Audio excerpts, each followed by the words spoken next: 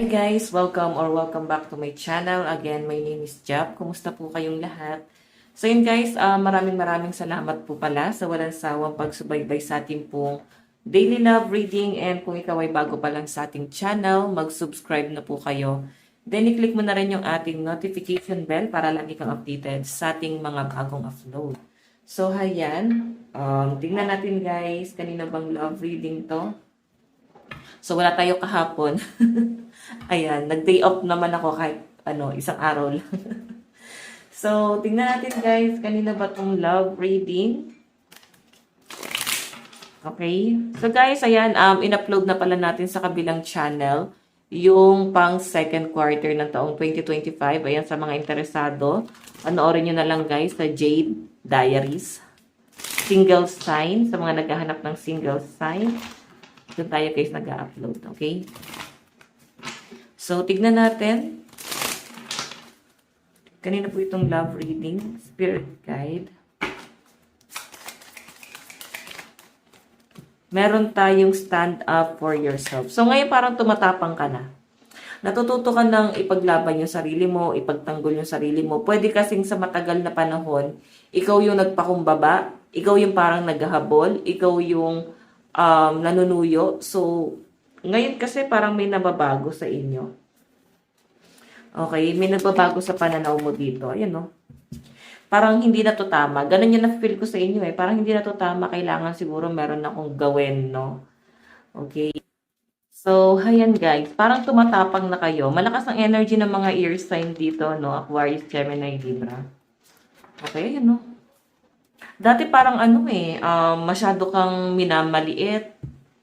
Parang kang dinadown ng person mo. Parang alam mo yun, masyadong weak kasi yung energy ng person mo. So, paano mo malalaman pag weak yung energy ng person mo? Pag dinadown ka niya, tapos siya mismo wala naman siyang improvement sa buhay niya. Okay? Masyado kang minamaliit. Ganun eh. Pero ngayon kasi, may nakikita ko dito, nagkakaroon ng realization, no? Okay? Parang natauhan. Ayan, sana mapanindigan nyo yan, no? Okay, so tingnan natin kanina pa itong love reading spirit guide. Baka naman ngayon lang kayo matapang. Susunod na mga araw, marupok pa naman kayo guys, ha? Okay. O, diba? Got a drink. Cheers! So, nakikita ko guys, may dahilan, no? May mga taong nag-i-encourage sa inyo para umalis ka na dito sa sitwasyon na to. Nakukuha mo ng maging masaya. Kasama yung mga friends mo, family mo. So, grabe, no? Grabe yung realization. Realization. Ayan. Kumbaga dati hindi mo guys ito naiisip eh. Okay? Kumbaga pag nag-aaway kayo, parang nababalisa ka na, gusto mo na lang guys kausapin ulit. Pero ngayon kasi guys, mas ka na, mas lumalakas na yung loob mo ngayon. Ayan, no? Kasi pwedeng nagkakaroon ka na ulit guys ng mga bagong circle of friends or parang nagkakaroon guys ng dahilan na parang mismo si Lord tinutulungan ka, oh. I've got superpowers. Okay, kumbaga si universe mismo tinutulungan ka para makaalis ka na sa sitwasyon mo na yan. Okay, sabihin na natin guys na kawawa din naman yung person mo. Sabihin natin dehado kayo parehas.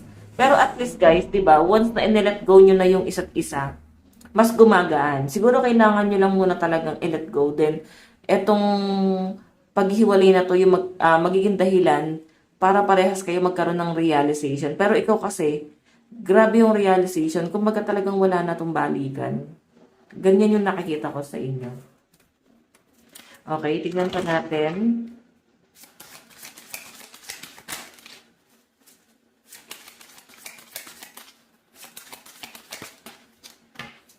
Meron tayong do not disturb. Regeneration in progress. Diba? Yan o. Kahit sa maliit na bagay, guys, sobrang ina-appreciate mo. Paggising mo sa umaga, babangon ka ng payapa, magaan sa buhay, magaan sa pakiramdam. Ganun yung nakikita ko sa inyo, guys. Okay? Parang ngayon, nagkaroon ka ng bagong buhay. Parang marirealize mo na gusto ko na ulit magpatuloy. Dati ganito ka, oh. Parang walang direksyon. 'di ba? Pero napagyaman mo. Okay, parang na-overcome mo na 'tong mga frustration mo na. So, titignan pa natin guys, kasi yung energy mo dito napakagaan. Mas gumaan, mas naliwanagan ka. Siguro may mga nagbibigay din sa iyo guys ng advice, sari-saring opinion para makaalis ka sa sitwasyon mo na yan. Or nagkakaroon ka ng realization na masaya ka pala dito. Okay, hindi mo kailangan magpaka-toxic or matoxican palalo din sa person na to. Kasi tingnan mo yung energy mo, masaya ka dito. Tingnan pa natin ha, additional message. Meron tayong memories comfort us. Okay? Naalala mo siya, pero yung mga naalala mo sa kanya, yung mga hinanakit mo sa kanya, kung paano kanya kinokontrol, kung paano niya guys, pinipilit yung mga gusto niyang mangyari doon sa relasyon nyo, na parang, ito yung dapat mong gawin, dapat ganito ka, ganyan, ganyan. So, ikaw, parang kinukonsider mo pa rin yung mga opinion nitong taong to. Okay? Kumbaga, iniisip mo na baka nga may point siya. Okay? Masyado ka nang nape-pressure dito sa relationship na to. Pero naalala mo pa rin yung memories nyo together. Okay? Lalo na iba sa inyo, posibleng parang may parang broken family. Yun yung nakikita ko dyan. Okay.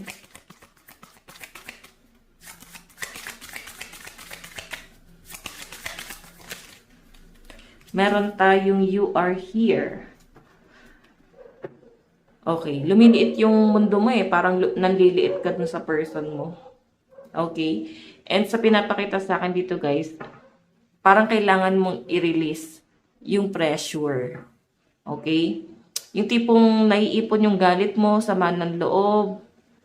And parang ngayon, naiisip mo nang i-let go to. Kasi hindi na talaga siya guys, nagiging healthy. Nare-realize mo eh. Pwedeng sa buong pagsasama nyo, walang naging improvement, no? Hindi kayo nag-improve together, sa relationship man, sa hanap buhay man, parang ganun pa rin, no?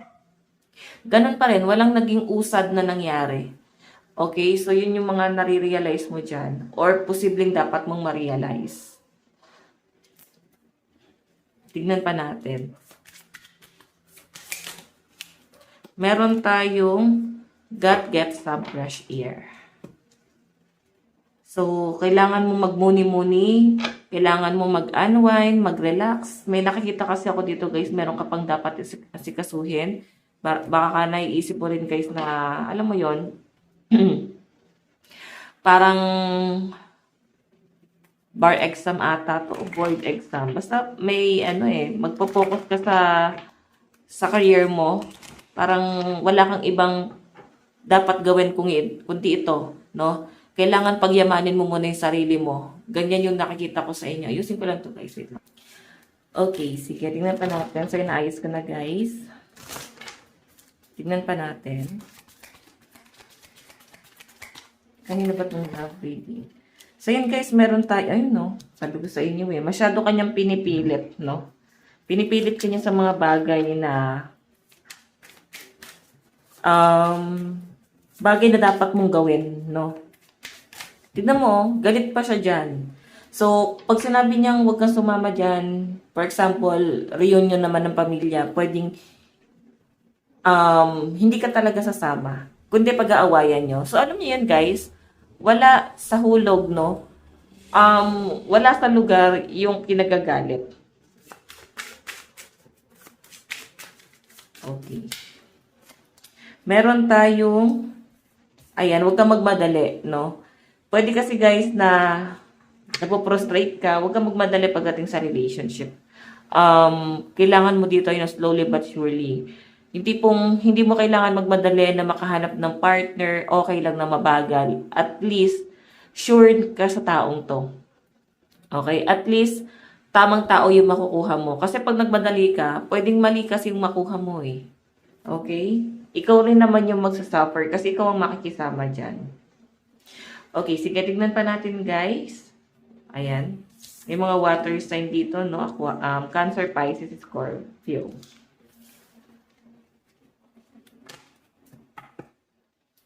Tingnan pa natin guys. Kunin ko lang to. Ano yung nararamdaman sa'yo ng person mo?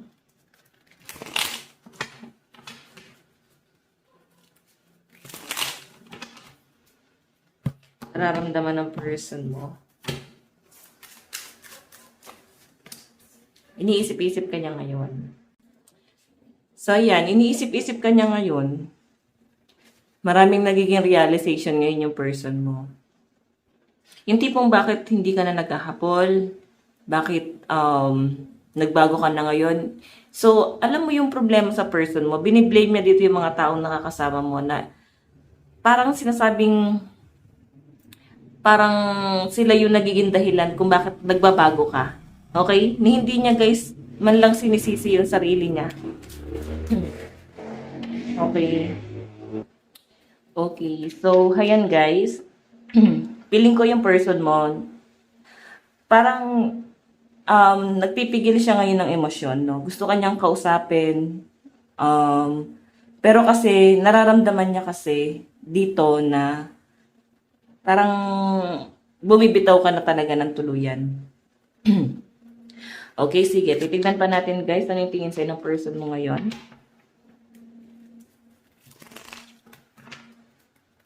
Tingnan natin.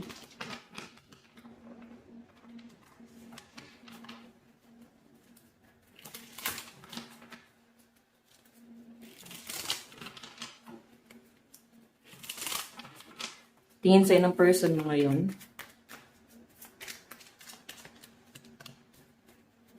Okay. So, nakikita ka niya na someone na blessed na siya, nakasama ka, no? Kumbaga parang complete package ka na. Ganun yung nakikita ko dyan. Kasi to guys, the Empress, ano to, abundance to. So, parang nakikita ka niya na someone na treasure, something na parang hindi naman totally nagbe-benefits, pero hindi na siya guys lugi sa inyo. Ganun yung nakikita kong tingin niya sa inyo dito, no? Parang hindi na siya lugi sa iyo eh. Kung ano man yung naibibigay mo sa kanya, parang swerte na siya na ganun ka sa kanya. Okay, yun nga lang guys, pwedeng nahihirapan ka na doon sa relasyon kasi parang ang toxic na tong taong to. Okay, titingnan pa natin ano naman yung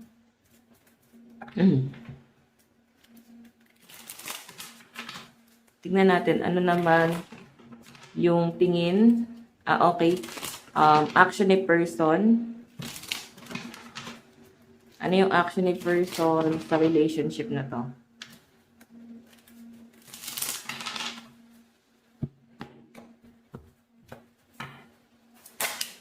Oops. O, diba? Ace of Cups. So,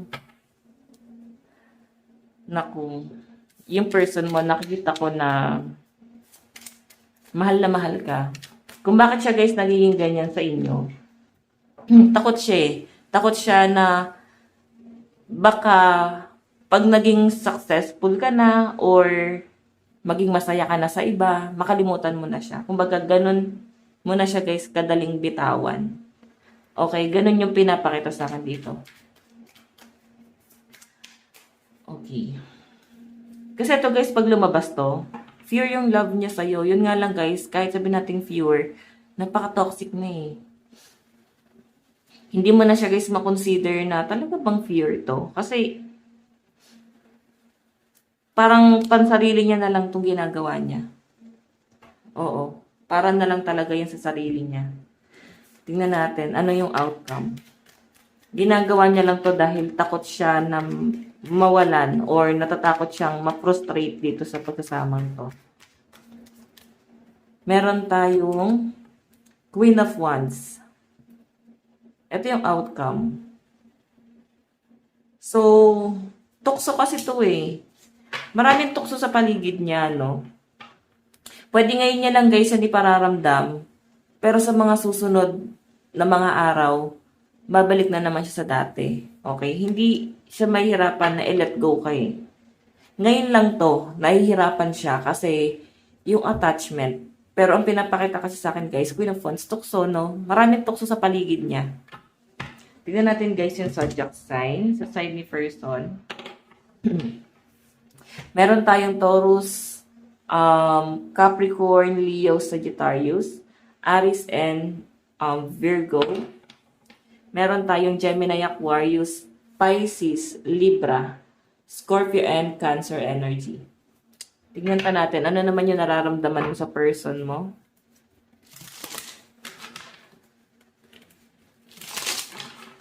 Nararamdaman mo sa person mo?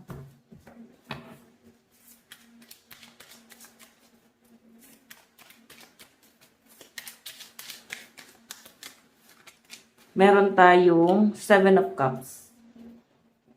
So, yung nakikita ko dito guys na nararamdaman mo sa person mo, mix no? Halo-halo. Nandun sa point na hindi lang naman din siya yung tinitignan mo Meron kang ibang bagay na tinitignan sa kanya. Pwedeng yung pamilya niya, pwedeng kaya nag-stay ka dito kasi naisip mo yung mararamdaman ng pamilya niya or mararamdaman ng pamilya mo. Marami kang kino-consider. Kahit na parang tingin mo wala ka namang nabibuild na foundation dito sa pagsasamang to. Okay? Titignan pa natin.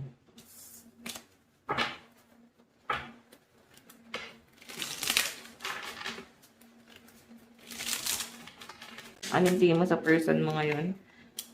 12 Cups. Pwedeng karelasyon mo pa to Pero naiisip mo na siguro guys na bumitaw. Or pwede naman guys na iniisip mo na may nagtatagal ba talaga sa kanya? Kasi baka ikaw lang. Okay? Baka ikaw lang yung nagtagal sa kanya.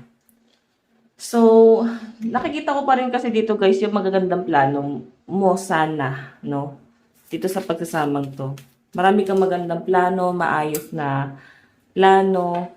Pero moving forward yung energy mo So, mas nakikita kita na someone na parang mag-waste lang ako ng time and emotion sa taong to. So, mas magandang hanapin ko na lang yung tamang tao at doon ko na lang ibigay itong mga planong to. Parang ganon. Okay? Tignan natin, guys. Ano pa?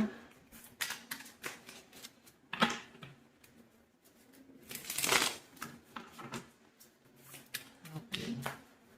Meron tayong top ones kasi guys, parang nag-aantay ka pa rin sana ng pagbabago niya. Parang nakaka-feel ka pa rin ng awa sa taong to. Naawa. Parang baka awa na lang to guys, hindi na to love. Okay, outcome. 12 cups. Yung outcome kasi guys, parang ilalaban pa rin Oo. Pero kasi choice mo pa rin naman yan, guys. Kagaya nga ng sabi ko, pwedeng iniisip mo kasi mahal naman ako Baka wala nang magmahal sa akin ulit ng ganito, ganyan. Huwag mo kasi isipin kung ano yung imperfection mo. Isipin mo, maraming taong nagmamahal sa inyo. Okay? And ang malinaw kasi na pinapakita sa akin dito, guys, pwedeng matauhan ka talaga dito. Pwedeng eto, na-feel mo pa siya ngayon. Okay? Tingnan natin zodiac sign sa side mo. Meron tayong Cancer, Aries, Scorpio, Virgo, Sagittarius, and Leo. Virgo, Libra, Aquarius, Pisces, Capricorn, and Sagittarius. Tingnan natin saan napapunta tong relasyon na to. I'm not always an angel. Diba? Mauubos yung pasensya mo rito Pagod ka na rin sa drama. Feeling mo pa ulit-ulit na lang. Infinity, infinity. So, this time, ilalabas mo na kung sino ka talaga. Parang masasagad ka. Okay, tignan natin guys. Love advice. Meron tayong getting to know each other. So, hindi ka matatakot na kumilala ng bago. Meron tayong soulmate. And heart-to-heart conversation. Tignan natin. Message ni person sa'yo. Meron tayong I'm not available. Naku. Dami niya guys kino-consider, no? Feeling ko nga rito, etong person mo, parang ang dami niyang pinakikinggan. I want you. Pero gusto ka niya Marami siyang taong kino-consider kaya hindi kanya guys maipaglaban or ma-pursue.